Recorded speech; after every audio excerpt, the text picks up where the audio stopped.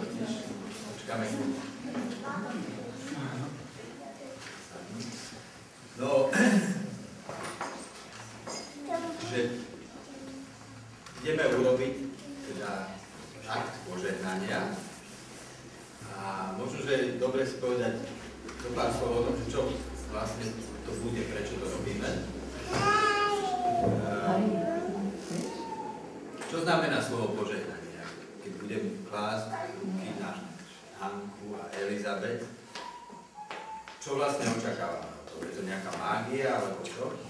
No, požehnanie, vlastne to slovo požehnanie dnes sa už veľmi nepoužíva, ale vyjadruje požehnanie ten, ktorý je obdarovaný život. Ako vidíme, Hanka a Elizabet sú obdarovaní životom, dostali ste tajomný dar. Život je nepretržite plný zázrakov už len v tom, že na svet prichádzajú z ničoho bytosti, ako naše deti, ktoré tu zrazu sú a žijú svoj život. Ale zároveň to požehnanie teda je vyjadrením vďaky a potvrdením toho, že chápeme, sa vychápeme, že dieťa je vlastne darom života, ktorý ono dostávalo vám zverené. Ale zároveň to požehnanie je prosbou o to, že teraz, keď sa to dieťatko narodí, totiž máš pred sebou dlhú cestu. Teraz sa narodilo fyzické bytie, ale odtiaľ začína cesta k tomu, že sa musí vo vnútri zrodiť tá osobnosť, ten vnútorný človek. Čiže keď žehnáme, tak to robíme aj ako modlitbu o to, aby sa aj v Hanke, aj v Elizabet narodil ten vnútorný človek zrodený z Boha, väčší Kristus. Potrebuje sa ešte raz narodiť.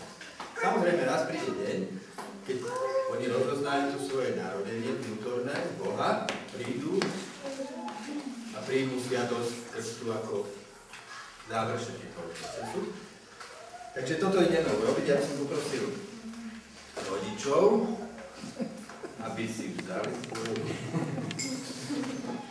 a keby prišli dopredu a vyriekli svoj sľub.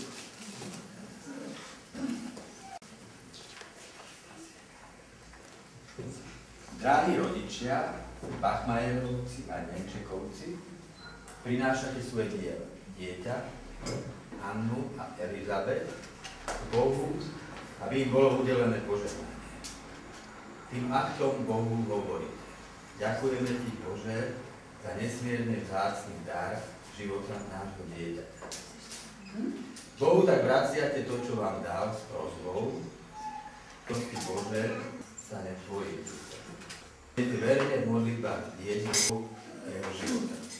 Zavezujete sa, že pre svoje dieťa s pomocou Božej milosti vytvoríte prostredie poznávať Boha, prostredie lásky, pravdy, čistoty, spravodlivosti a slobody.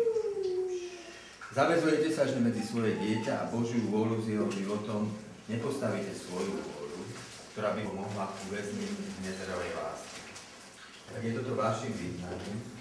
Povedzte, áno, s Božou pomocou sľubujem.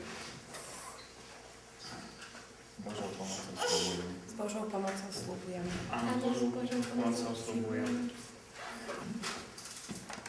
Hanka, nech ťa požehná trojjediný Boh.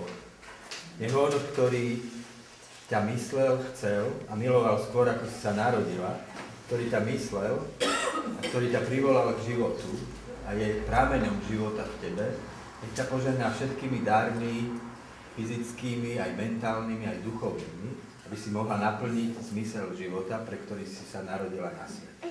V mene Otca, Syna i Ducha Svätého. Amen.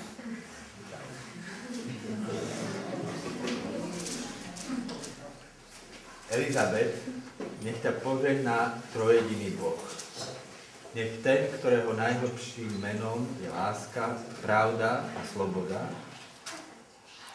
ťa obdarí svojim vnútorným životom, aby si sa mohla na ceste svojho života narodiť z Boha, aby v tebe horel Boží život, pravdy, lásky a slobody, aby si mohla na všetkých svojich cestách života naplniť zmysel, pre ktorý si sa narodila, v mene Otca, Syna i Ducha Svätého.